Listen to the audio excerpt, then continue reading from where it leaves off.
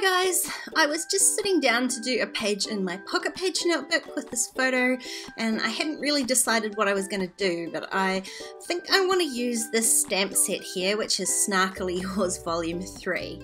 I've made a few pages with this in my notebook, so here's a couple of examples of what I'm going to do today, and it's using all of these little stamps to create a really simple pattern which makes a really easy page. So here's another example. I've just used one stamp with multiple colors to make this background design and then added a photo and my title. And one more example here, I used a different stamp set to create this pattern page. In fact, this entire page is made with just one stamp set.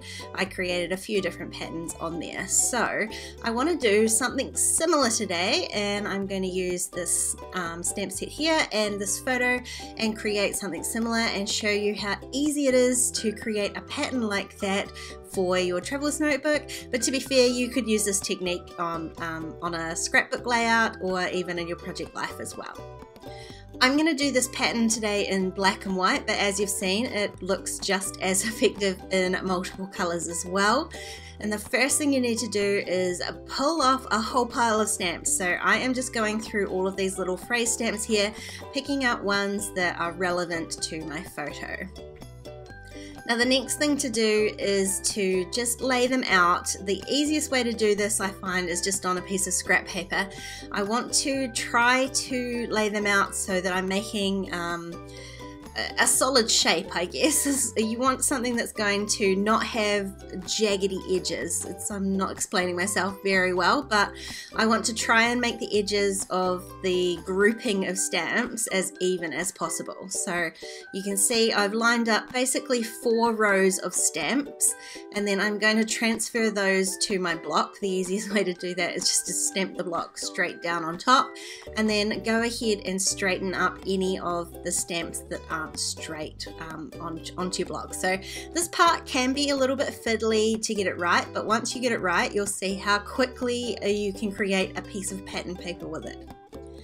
So there you can see how I've lined up all of my stamps on my block, and I've done one stamping into the middle, and then the next row above that I stamp one on the left and one on the right, and this just creates a staggered pattern so that you never end up with any sort of obvious edges from your stamping.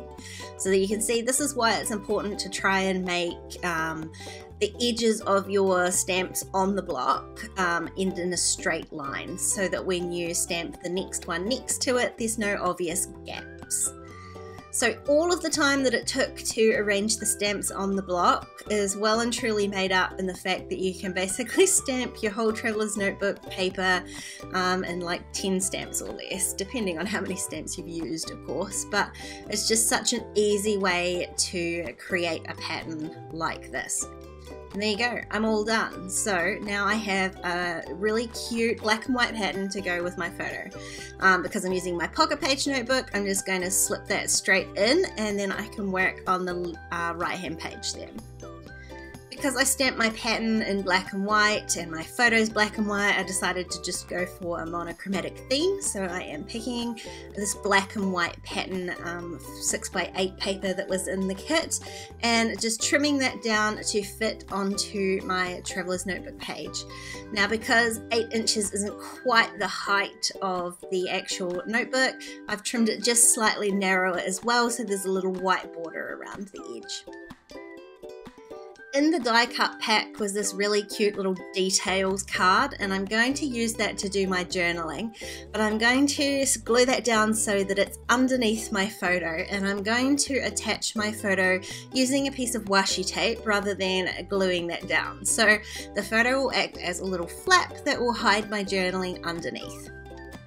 I grabbed out some sparkly silver tape from my stash here, and it goes nicely with the theme, also gives it a little bit of glitz, which I love, and you can see it creates a space to hide my journaling underneath the photo. So instead of a title for this page, because not every page necessarily has to have a huge title, I am just going to use one of the stamps that I had created my pattern with, Drinks Well With Others, and I'm just going to stamp that once onto the backing card there. Now I've got a little spot here to add in some journaling, and I'm just going to hand write that. I usually type my journaling where possible, but I had already stuck this card down, so I am just going to hand write that. And with that, my page is all done. This is such a simple technique for creating a pattern paper, so I challenge you to use some of those little stamps that you've got to create a pattern paper. Try it in a single color, or if you want a little bit more of a challenge, split those stamps over multiple blocks and try to create a rainbow effect. You don't need to use multiple stamps, you can always use one stamp in different colors to create an interesting background for your page. Or use the same stamp with multiple colors to create a tiled effect. Either way, use those stamps, create your own pattern papers, and make your traveler's notebooks totally unique. If you enjoyed this video, please give it a thumbs up, and don't forget to subscribe to my channel if you haven't already. If you want to keep watching, there's a couple more videos on screen.